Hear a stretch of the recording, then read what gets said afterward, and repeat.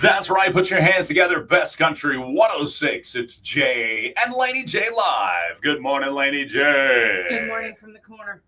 Yeah. How are you? Somebody put baby in the corner over there. I know it. It's fine. It's fine. Whatever.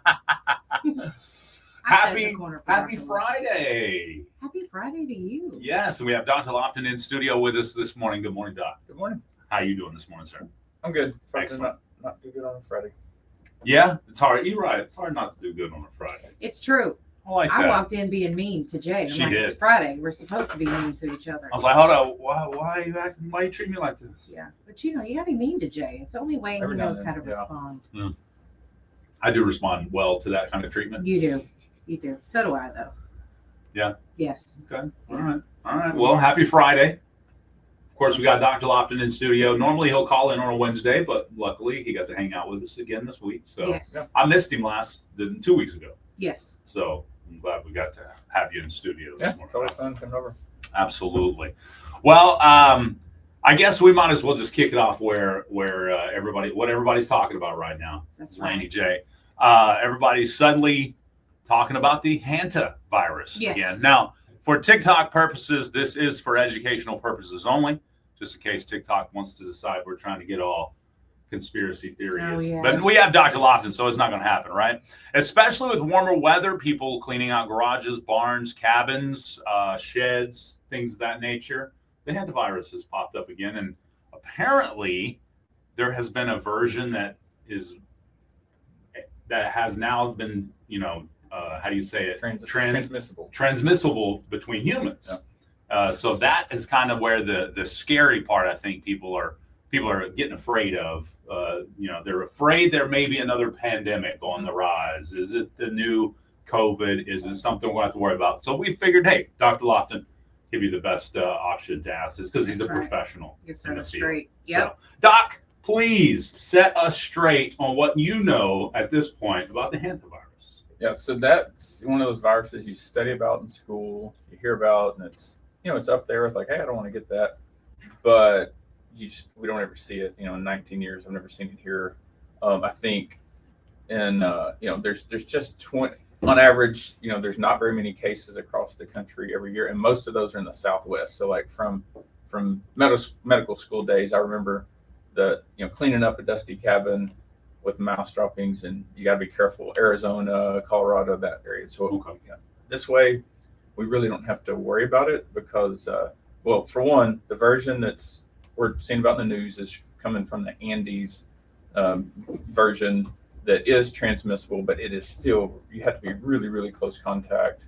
So you're talking about these people are on a cruise ship, right? Out of the 300 and something people on the cruise ship, only 11 have had it. I think three that died. Yeah. Okay. And that particular couple that brought it back to the ships, what they think, they were in an area like bird watching or something I think they were bird watching at a landfill. Yeah. Oh, man. They were in Gotcha. a rough spot. Okay. And so one, do we have to worry about that here? No. Okay, because those people are they're observing them now. This virus, it's not like it starts off just like common cold, and you're gonna feel fever, achy. But you would have to have been in that part of the country, really, really intimate contact with these folks on this cruise ship. I don't believe anybody from Oklahoma or Arklatex region. I know one person from Texas. I read. I don't know what part of Texas, but this Arklatex region, we really don't have to worry about it. And that person, these people are being observed. It can take up to 8 weeks for it to fully manifest itself. But that version, the Andes version, is not what we see here in the United States. We see one called the Sin Nombre version.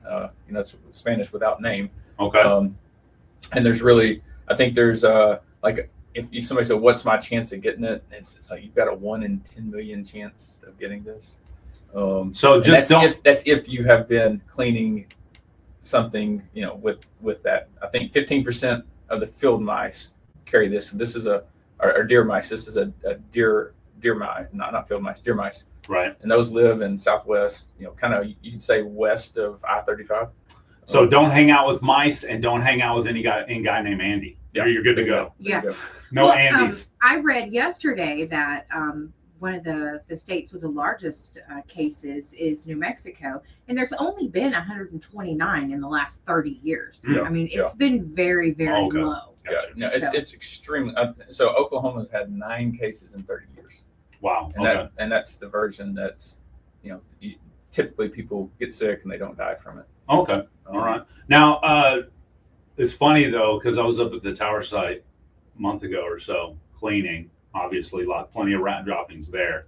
So I was vacuuming it up, and everything. And I remember back from pest control days that you didn't want to inhale the dust created by mouse droppings. So, I've got the cover of them, I'm making sure while I'm doing the vacuum, got the fan blowing everything out the door, so I paid it even, and I couldn't, at that point in time, I didn't remember it was named hantavirus, but I did remember that there's a reason why I didn't want to inhale that dust. Yeah. So. And just be, like if you want to be cautious, if you have, so don't freak out. We have mice. I mean, we old home. I live in a 100-year-old home. I get mice. I don't freak out, but you can clean that with a wet mop. Yeah. You just mop it up with a wet mop. You can even spritzer it down if you're going to. Yeah, exactly. So it's not. This isn't the next COVID. This isn't. Okay. It's nothing to really worry about. The news likes to sensationalize it. So I mean, if you were on that cruise ship, I'd be cautious, but it's not the next. But people are worried, and so that's why I want to come on here and say it's really not to worry about. I actually was watching, I don't know, it was KSLA or one of the news channels after Family Feud, and it was just kind of still on there. And they had a doctor on there, and he was talking about the fact that in many cases, this hantavirus, even the one that goes from mouse to human, it's pretty small groups of mice that have it, and they really don't share it even among themselves much. So it'll be little colonies of mice that'll have it, so it won't even really travel outside of very large areas. Right. That particular one. So not to worry even about the hantavirus or the Andes version. Sorry. Yeah. No, I was gonna say around here we've got to worry about tick-borne stuff, this right. time of year, and even that it's not that common, but it's growing. This alpha gal. I don't know if y'all have heard of it. I still laugh every time I hear it. Alpha gal. Yeah, but those cases are growing pretty rapidly actually, and it would tell my kids about that this week. Oh, that would be bad to not be able to eat red meat for because your body has a weird reaction when you eat red meat after you get that. So and that would be if anybody. So one, those ticks need to be on for longer than 24 hours. So that's just check yourself. When you go out. It's we're used to it around here. I mean, checking ourselves. Yeah. Getting ticks, tick bite. I don't even hardly think twice about it. Right. But you go to areas where they're not used to that, and even physicians. I'm on a physicians Facebook group, and there's physicians that kind of almost freak out almost about tick bites because living in the city, they're just not used to that. Gotcha. So just do the check and remove those ticks, and you don't even have to worry about that. Yeah, you got a family maybe from a big city that visits down here, picks something up, doesn't even think about it, just thinks they got a little itch on the back of their leg, Yeah. And we learned that you don't want to scratch a tick. Yeah. You want to. I think I got a tick on me somewhere right now. She itching all over. I used to. I worked at a summer camp in Mount Ida. It's a Christian sports camp called Camp Ozark, and I was the head lice checker on the first day of camp, and inevitably your head would start itching every single time. Yeah, that makes it rough. And that's there are things that you can get to treat your yard if you're worried about ticks and things like that in your yard. So that is something you can do as well. Yep. So you said this alpha gal, the tick has to be attached to you for 24 hours? Over 24 hours, and so that's why if we go in the woods, check yourself, and just because you have a tick for 24 hours, you can get a little rash around. That's just often a small local reaction. Mm-hmm. But if you get one, if you start getting fever, body aches after you've been in the woods and had that tick bite, that's when you need to call us and say, hey, I need to get checked. And we usually treat that with something called doxycycline. It's an antibiotic. Get that treated, and we don't wait necessarily on the results. We go ahead and preemptively treat. We like to get blood work sent off before we start that. Yeah, I have a few friends that have Lyme disease. One of them is a teenager, and the other one got it in his early 20s, and he's pretty much okay. The teenager though has had just trial after trial. I mean, it's been tough for the Lyme disease. So we know that the ticks can be dangerous, so you always need to check yourself for them. Like Dr. Lofton said, you got to check yourself. Yeah. Let's see. What was it? The Rocky Mountain spotted horses fever. No. Yeah. Rocky Mountain spotted fever. Yeah. Okay. Around here, so they've never found Lyme disease in this area in ticks, but they're having people Oklahoma and Arkansas. So Oklahoma and Arkansas, I don't believe have ever had ticks when that found the Borrelia burgdorferi is the name of it. It's a mouthful, but people around here have been diagnosed with it, and so I can't explain that. Sometimes I wonder if there's something else that says it's Lyme disease, but really we really hadn't discovered what it is that causes all the joint pain and the suffering that these people with Lyme go through. Similar reaction. It has a cross reactivity. I don't know, but or maybe a few of those people traveled to an area that does have it. And that's with one of the teenagers. It took them a really long time to figure out that that's what it was. Yeah, but that northeast corridor of the United States is where it's kind of considered endemic. We have more tick-borne illnesses around here that just make you feel bad and usually don't have those long-lasting results. All right. Yeah. Well, there you go. Now you know. It's hantavirus for the most part. We're not dealing with it here yet, if at all. No, you could, but it would be not the Andes version. It'd be the U.S. version, and it's just be cautious. I've been in homes with mice, and even recently, and it's just not. Just not something that I've been hard to think about. Right. Well, I hate the mice anyway. Right. But that's what I thought too. It's like, oh, we're gonna get the hantavirus from this because I've cleaned up people's homes and stuff like that. It was never hantavirus. It was always like, we're gonna get sick from this. Yeah. I didn't know what it was even called. Yeah. And I really didn't have any awareness about it until the actor's wife died from it last year. And that's whenever I was like, oh yeah, I forgot about that. You can get that, so and there's people now they're like, I think I got the hantavirus. I wonder if that might be it. And it's like, come on, you guys. It's or it could be the common cold. Yeah. And then you were telling me about how they get it, the mice amongst the rats. It's the rats amongst themselves. And so, it's just I don't feel like we have a huge cause for concern here either. Agreed. So but I've had a lot of questions. So I was like, hey, just to calm any fears. I'm glad you did because I know that helps. And I know that there's people listening that are like, oh, thank goodness. Yes. Exactly. Right now it's the allergy season. It's just we're seeing lots and lots of. Are we seeing any high cases of COVID or anything? I haven't. Good. Good. Flu and COVID were pretty quiet this year. And again, it's kind of since COVID, the flu's not been that busy around here. It doesn't seem like. Well, I feel like with us in our area, we're like, try me. We done did this. We know what to do.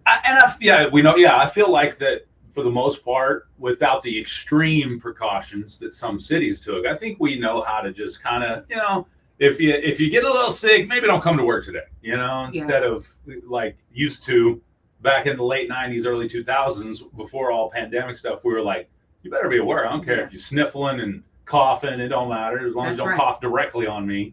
Yeah, but now we're a little smarter with that, Sure. So. And the social distancing, if people do that more than what they did before. Yeah.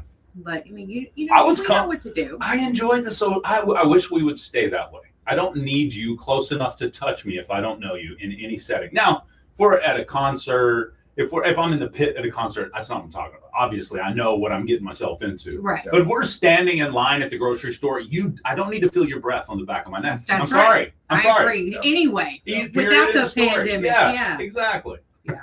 So thank you for telling us about that because I think, there's so much as a worry. People worry, and that's what we do. We worry. Absolutely. So I'm glad that you brought that out. The number one killer is cardiovascular disease, so we need to eat right and exercise, and that will help, more than anything that we can do. Speaking on that real quick, we got Laney J's Lowdown coming up. How long are you going to hang out with us today? Till about the impossible question? Yep. Okay. I got time, so y'all kick me out when y'all need me to go. Perfect. I love it. But where was I going with that, Laney J? We talked about cardiovascular disease. Yeah. So if someone was to be more active, was to eat a little better, maybe intake a little less, just making better choices. I think most people don't realize that if you just start making better choices, things change for you. Yeah. But if you're doing that, are you going to be a little better protected or even better prepared for something like a COVID or even a cold or a flu, those types of things? Your body's prepared for it better. Once the sleep's important, the older we get, especially getting good sleep. Sometimes I can look back and when I get sick, it's often when I've had a night or two where I had to work late, just didn't get good sleep. It wears down your immune system. Right. Our body repairs and heals itself while we sleep. But that exercise, trying to limit the pro-inflammatory foods, and your body takes care of most things. Now, listen to your body too. I tell people if you're short of breath more than you should be, all of a sudden, get it checked out. If something changes, I've got patients. You've heard me talk about the blood pressure cuffs that we use for our Medicare patients. I had a lady recently, her blood pressure's been perfect, and all of a sudden it's high for 5 days in a row. We're like, something's going on. Let's get this checked out further. But listen to your body. If you hurt or if you've got a cough that's just not going away, it needs to be checked out. It could just be that you've got a cough, a smoker's cough or something like that, or if you're not a smoker and you just got a cough, it could be a medicine that we need to change. But we've got to get those things checked out. Yeah, you don't have to suffer. Exactly. Yeah. Don't be too proud to ask for help on that. That's right. And if you're going to be worried about the hantavirus, you don't worry as much about your heart. That's what Dr. Lofton was saying. Exactly. Take care of your heart. Take care of your heart. You mentioned sleep. A new study shows the sleep sweet spot is revealed between 6.4 to 7.8 hours is optimal. Yep. 6.4 to 7.8 optimal. That's what's wrong with me. Get you about 7.2 hours of sleep every day. Yeah, that's what I've started to wear my watch, trying to specifically make sure I wear it at night to see what my sleep score is. And it's not a perfect test, but it helps. Gives you a kind of a rhythm to look at and see where you're sitting at. Yeah, absolutely. If you take naps, not more than about 20 minutes. I think naps, there's some studies that show naps can be beneficial, but you can't just go to sleep and wake up. You got to limit it to about 20 minutes. I think that's what you said. It was 20 minutes. So you don't want to do any less than that. You wake up mad, or any more than that. You wake up groggy. You just be tired. Because, naps are great, but I'm always more tired usually after I take a nap for longer than 20, 30 minutes. Yeah. I remember that. I think that whatever it was I read said something like between 20 and 40 minutes was ideal. Anything longer than 45, you're groggy even more than when you went to sleep. Anything less, then you really didn't get anything out of it. So. Not me. I'm just like, well, I'm out. Leave me alone. Don't come back. Second sleep, we call it. That's right. I got to take a nap before I go to bed. Absolutely. It's 7:30. We got Lainey J's Lowdown coming up next. Well, Dr. Lofton can even help me with it, too. Monkeys settle their stomachs when they eat bad food. Dogs do the same thing. It's kind of comparable to humans. And does the speed of your walk matter? We'll find out up next on my Lowdown.